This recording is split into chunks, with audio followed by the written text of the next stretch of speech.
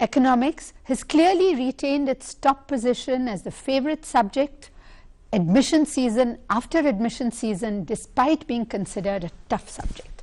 That it attracts the brightest and the best is obvious from the incredibly high cutoffs that keep shooting through the stratosphere year after year.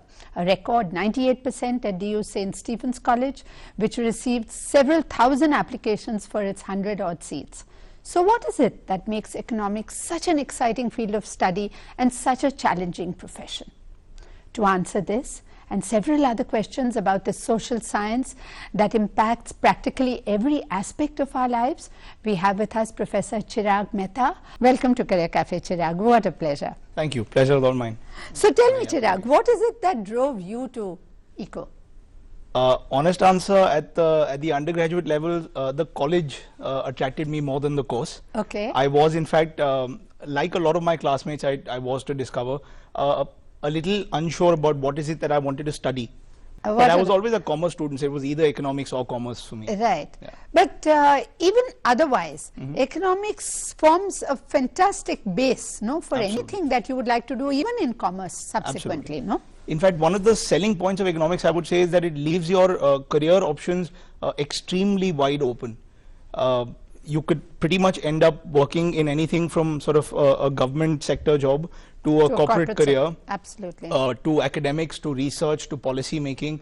So it really leaves the whole gamut of options open. Having taken up Eco, because the college was what attracted you really, did you find you sort of sailed into it comfortably?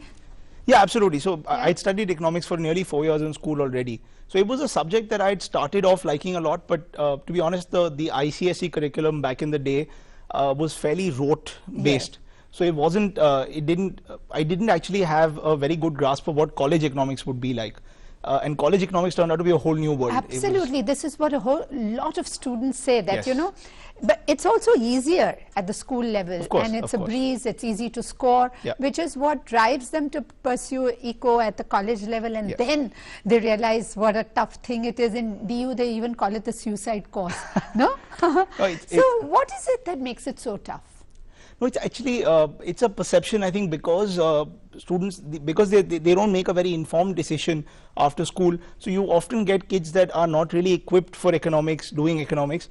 And when I say equipped, I mean more mathematically, yes, than anything else. Yes. But also kids who don't really have an interest because they don't know what they're going to do in economics in college, them taking it up and then not enjoying it and therefore not doing well. It's not, I wouldn't say it's per se tough for someone with an analytical bent of mind. Anyone who's given to problem solving, who enjoys problem solving, working with numbers to a certain extent, reading around the subject, absolutely, yes, would not find it a difficult subject, I would say. Well, what is an ideal material in terms of the kind of person and qualifications to pursue economics to its, you know, right, ultimate this thing?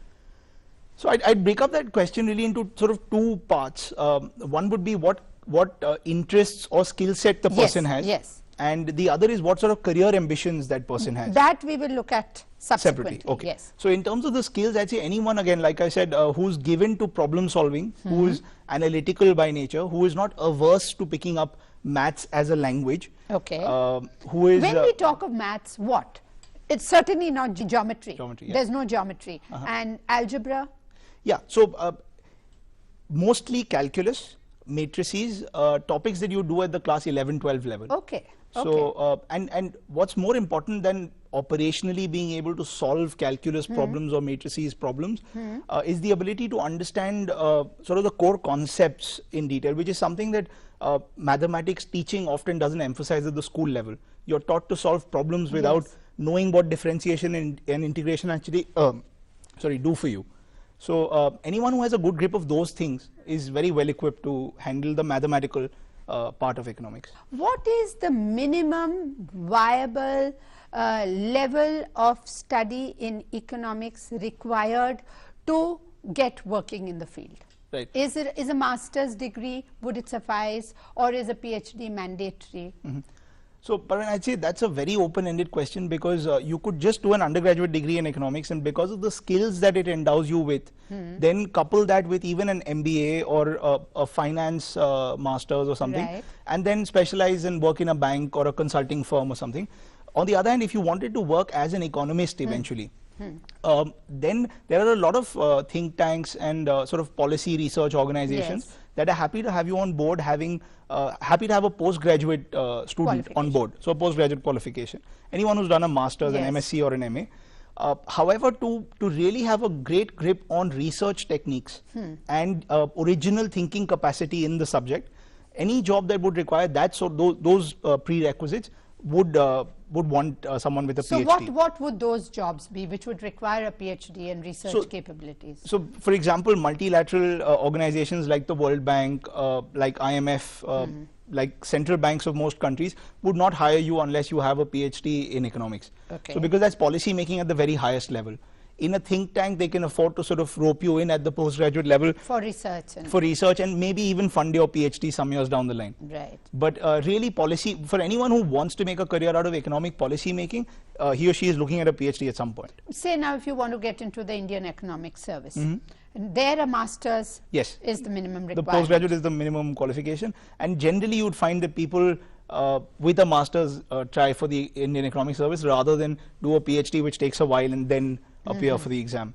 Okay. So a postgraduate degree is perfectly is enough to pursue the Indian Economic That's Service. enough. Yeah. After you've done your eco, at what stage do you specialize? At the master's level? I mean, say you want to do development economics or agricultural economics. Right. When do you specialize? Where does this happen? So this would differ from country to country. So sort of the academic system at the postgraduate level Right. would be different everywhere.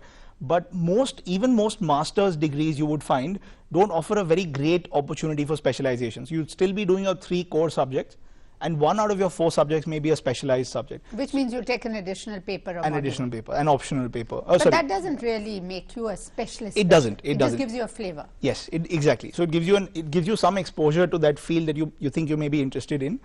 To pursue it further, you really need to go into the MPhil level. So that's when you really specialize, an MPhil or an MRes. So, you know, since most of our study here in India at least tends to be very theoretical, when you go and work as an economist, is there a very direct connect between what you have studied in college or university and what you're expected to do, or is there a lot of learning on the job? I'd say a bit of both, but if you're hired as an economist, then chances are you'd be applying a lot of what you've done very directly, especially the quantitative skills that you've picked up as an econometrics student, because econometrics is really the tool with which you conduct economics in real life. So you'd really be applying in a policy job or in academics or in research, you'd be applying something, whatever you've studied, very directly and very immediately. So now, Chirag, quickly run us through the various specific areas within economics. Okay. I mean, what would you do if you were in government? What would you do if you were in the corporate sector, etc., banks? Right. So if you look at the government, there is of course the Indian Economic Service, which specializes, where you start off by assisting, say, a planning commission or an RBI. You're obviously at the junior grade, and you assist in various policy decisions through research. So you're analyzing data and trying to come up with trends. That's the kind of thing you're doing on a day-to-day basis. And you could of course rise to the position of Chief Economic Advisor, which Arvind Subramaniam today is, for instance. Students with a BTech background generally tend to have a strong mathematical base. Yes. And that really is all that most postgraduate institutions are looking for. Even if you don't have exposure to economics, there's really nothing to worry about. That can get built up as you go along. So you're actually in a fairly good position. Don't let the fact that you have not done economics before hold you back. But you know, being an engineering student, she has good analytical problem solving skills, which would, and mathematics, as you said, as an asset. Absolutely. Also, you know, many universities, all the good ones in fact, whether it's DU or whether it's Jawaharlal Nehru or it's Bombay University, would admit students to the master's program on the basis of an entrance test. Absolutely. And so if you have brushed up the basics. Exactly. You know, and if you can ace the entrance test, you're in. So Yeah. that's what you should be doing.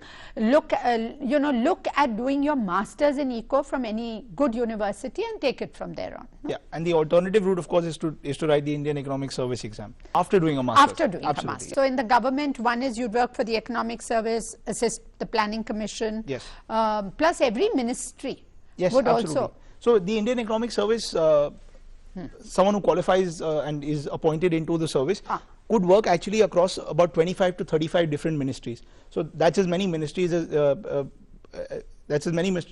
as have some work related with economics. So again, a lot of sort of different exposure can be had there. कहाँ industry वगैरह ये अलग-अलग तरह के economist को कैसे use करती है? जैसे एग्रीकल्चरल इकोनॉमिस्ट है, वो कहाँ काम करते हैं? So there are a lot of agricultural universities where you could become a professor, where you could do agricultural research, ICAR, etc. Yes. Or you could, I mean, an agricultural economist could be employed by an agricultural firm, any private sector firm, for instance, that's maybe a genetically modified seeds company or something. Yes. So there is the basic thing with economics is at the research level you could do research for the government, which is what we've already discussed, or you could do research for a business, which would inevitably be related to the markets. So you would be doing economics research for either the economy or the capital markets for a firm, or you could be doing research as an academician, where you're trying to advance the sort of the frontiers of economics as a subject. So that's what you would do at the research level. In terms of corporate careers, unless you're hired as an economist, other than that, you'll find a lot of economists actually working in investment banking roles, consulting roles, marketing roles. So it's and the thing with economics is the degree becomes increasingly valuable as you climb up the corporate ladder. So it's an excellent degree to have, for example, as a CEO of a company, because you really understand the policy environment very well. But then would that hold you in good stead if you just had, say, a master's in eco and not an MBA or not a finance specialization? I mean, twinned with these, does it become better, or on its own it would suffice? I'd say it would suffice on its own, but if you could complement it with an MBA, then in the corporate sector an MBA is always looked upon very favorably. But I'd say let's say as a CEO, you may find that your economics education is more useful than what you learnt as an MBA student or as a master's in finance student. But that's difficult to sort of put a finger on early on. Yes. What else could you be doing? Say in a bank, for instance, banks hire economists. Absolutely. So you'd be doing economics research for the bank again. So like what? You'd be looking at data across economies and making projections as to the sort of the GDP growth rate for a particular economy, inflation, fiscal deficit, all those sorts of numbers. Or you could be looking at a slightly sort of more micro level, which would be the markets. So you'd be looking at stocks and bonds and currencies and be sort of projecting where they are going in sort of the coming time. So basically looking at data, working with data to make projections in the economic space. What about development economics? Absolutely, I was just coming to that. So development economics is an area that a lot of people today are very interested in. So and it's very diverse. I mean, you could work for an NGO at one end, you could work for the World Bank at the other end, and the work really again relates with looking at a lot of data. For example, you'd pick up national sample survey data, or the census data, or data related to any surveys that have been conducted on the efficacy of education programs, for instance, and then recommend whether certain policies are working, how they can be tweaked. So that would be the end objective of your work as a development economist. And in the process, you'd publish papers about the findings that you the things you discover from the data. So that's broadly what a development economist would do. You'd be answering questions that help the economy develop. So then you don't need to study development studies as a discipline, but you pursue development economics. Could be like either. Say like Terry, that's an either or really. It's an either or. It's an either or, because in either case, the important thing is that you're exposed enough to research tools, both research methods as well as econometrics, because those come in very handy for a development economist. और अगर undergraduate के बाद भी और आगे नहीं पढ़ना चाहते हैं तो भी it's an excellent platform to get into a lot of different careers. Again, management consulting, strategy consulting, investment banking, all sorts of other bank jobs, journalism, law, absolutely. The whole gamut is open. Pretty much anything outside the natural sciences is open to you after an undergraduate degree in economics. So tell me, a lot of economic theory it's theory, no? It's assumptions.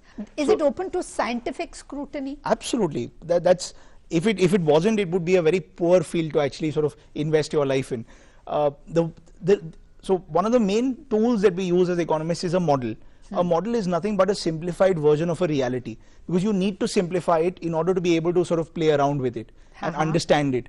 And then once we've understood the sort of simplified version of the reality, we relax each of those assumptions away and make it the real thing again. That's what sort of a macroeconometric model of an economy would do. It runs the economy virtually as it actually runs in reality. So absolutely, I mean, each of those assumptions is made after a lot of scrutiny and sort of cross-questioning by the scientific community. So then why are economic theories so contradictory? Why does one economist contradict another economist? If both assumptions are tried and tested. I'd say that's really the sign of any vibrant and healthy academic space, really. To question, because even if you look at political economy, for instance, we still have the fundamental question of whether capitalism is a better form of social organization or communism or socialism. So that does not mean that capitalism or socialism or communism are not strong fields in themselves. So likewise with economics, there is sort of the Keynesian and the classical schools of thought. They say different things and different people believe them to different degrees. So it's really a question of who you subscribe to and how you can bring them together to make the best use of what both are saying, really. So, I mean, coming towards the end of this program, what is it that you would like students looking at this subject to keep in mind? I would say more than anything else, you should have an interest in economic events around you. I'd say that's sort of the most important prerequisite to doing it. If the global economic crisis or the depreciation of the rupee in 2013, those kind of things don't interest you, then you may not enjoy studying economics. But if it does, then it's an extremely dynamic and application-oriented field to be a part of. And it becomes increasingly useful, like I said, as you climb up the corporate ladder or in your career in the government sector or in any sector for that matter. It'll become increasingly useful. So like when you were studying at the London School of Economics, how many students from your batch went on to pursue a PhD? I wouldn't know the exact number, but I'd put it at about 25-30% of my batch would have gone on to do either a PhD immediately or would have gone into research wanting to do a PhD in a couple of years' time or something. So what we are saying is that if somebody is serious about becoming an economist, then he must be prepared to at least pursue the subject up to a PhD level.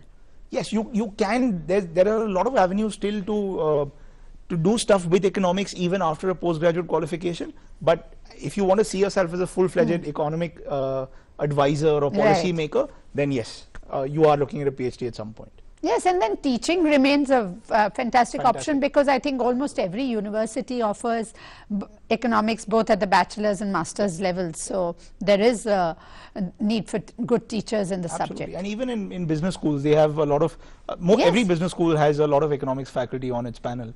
So is there a sufficient demand for business economists?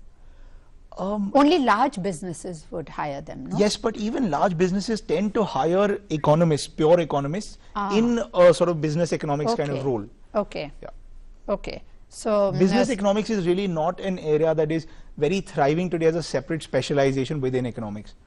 Then you would just combine, you'd find most universities offering an MSc then in finance and economics or business and economics. So, I mean, you don't necessarily have to do a master's in business economics. Absolutely. It's more a complementary thing rather than a subset. Okay. So, is it taught in MBA programs as well? Again, you'd learn business and you'd learn economics as complements. Yes, as complements. Absolutely. Okay. So wonderful. I mean, look at the possibilities that exist in this subject. Fantastic. Really limitless. Absolutely limitless. And thank you so much for coming to Career Cafe.